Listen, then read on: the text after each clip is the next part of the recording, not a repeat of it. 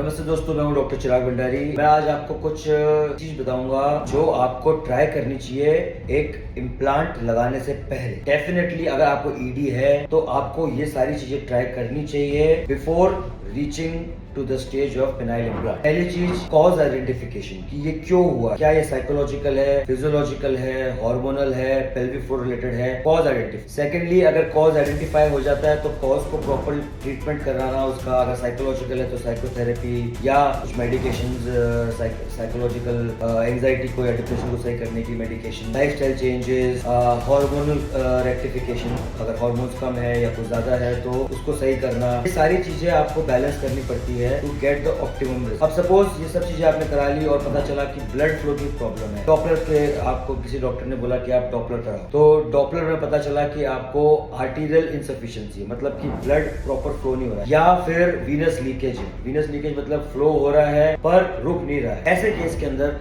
आपको ट्राई करना चाहिए सबसे पहले PD5 इनहिबिटर्स। PD5 इनहिबिटर्स ऐसी दवाइयां हैं जो कि आपका ब्लड फ्लो टेम्पररी बढ़ा देती है जब तक वो बॉडी में रहती है, जैसे कि सिल्डेनाफिल हो गया, टेडालाफिल हो गया, अवेनाफिल हो गया, वर्डेनाफिल हो गया। जो ब्रांड नेम्स जैसे कि मेगालेस, विगोरा, वायग्रा, एजल, ये सब तरह की जो दवाइयां हैं ये वही काम करती है। तो ये भी तब काम करेगी जब आपके हार्मोन लेवल्स ऑप्टिमाइज होंगे, आपकी लाइफस्टाइल ठीक होगी। अगर आप डायबिटिक है तो शुगर सही होगी, HbA1c कंट्रोल होगा, लेस देन 7, 6.5 से कम होगा, और एंजाइटी नहीं होगी आपको, या आपके रिलेशनशिप इश्यूज करेक्ट हो जाएंगे, तो तभी ये दवाई काम करेगी। और बाकी हर मेडिकेशन की एक स्पेसिफिक गाइडलाइन होती है। जैसे सिल्डेनाफिल के साथ में ये बोला जाता है कि आपको खाली पेट लेनी चाहिए, खाने के साथ में नहीं। टेडालाफिल के साथ बोला जाता है कि आप कभी भी ले सकते हो, खाने के साथ भी ले सकते हो, खाने के बाद भी, खाने से पहले भी ले सकते हो। सिमिलरली अलग अलग दवाइयों के अलग अलग इंडिकेशन, तो वो भी जानना जरूरी है। तो पहला तो होगा PD5 इनहिबिटर्स अगर आप ब्लड फ्लो कम है तो।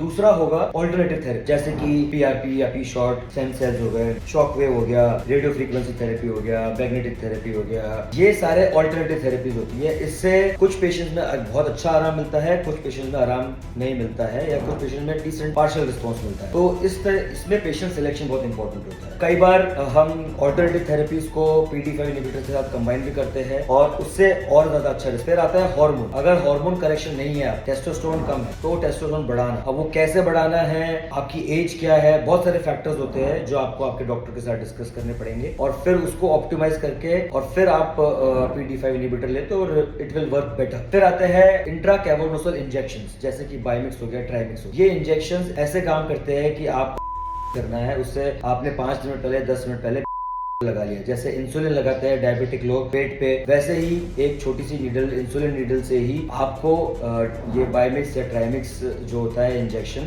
वो आपके होता है। उसके लिए पूरी प्रॉपर ट्रेनिंग होती है जो आपको डॉक्टर देते हैं, एंड्रोलॉजिस्ट या मेंस हेल्थ डॉक्टर या यूरोलॉजिस्ट जो है आपके वो देते हैं। और उसकी एक ऑप्टिमम डोज आपको पता होनी चाहिए कि किस डोज पे ये काम करे। अगर कम डोज लगाई तो वो काम नहीं करेगा, आप उसे फेलियर समझोगे, फिर आपको लगेगा कि ये काम का नहीं है, आप डिसअपॉइंट होगे। तो और अगर ज्यादा लगा दिया तो आपको नुकसान हो सकता है। नुकसान में जैसे कि प्रायप्रिज्म, मतलब कि ऐसी प्रॉब्लम जब इरेक्शन आपका जा ही नहीं रहा है, 4 घंटे से इरेक्शन है और वो जा ही नहीं है, तो वो ज्यादा डोज हो जाती है। तो एक ऑप्टिमल डोसेज आपको पता होनी चाहिए, वो आपके डॉक्टर के साथ ही आप डिस्कस कर सकते हो। एक दो बार प्रैक्टिस करके आपको समझ में आ जाएगा वो। तो बायोमिक्स, ट्राइमिक्स हो गए, फिर वैक्यूम इरेक्शन डिवाइसेस हो गए जो कि कई लोगों में काम करते हैं। पर वैक्यूम इरेक्शन डिवाइसेस में भी हर तरह के वैक्यूम इरेक्शन डिवाइसेस नहीं, ऐसे वैक्यूम इरेक्शन डिवाइसेस जिसमें वैक्यूम भी अच्छा बन रहा हो और जो कंस्ट्रिक्शन रिंग होती है जिससे वैक्यूम बनता है वो टाइट हो, तो वो वैक्यूम प्रॉपर बनेगा और उससे इरेक्शन आएगा। और वो कंस्ट्रिक्शन रिंग का इंपॉर्टेंट टाइट होना इसलिए इंपॉर्टेंट है क्योंकि जब आप सेक्शन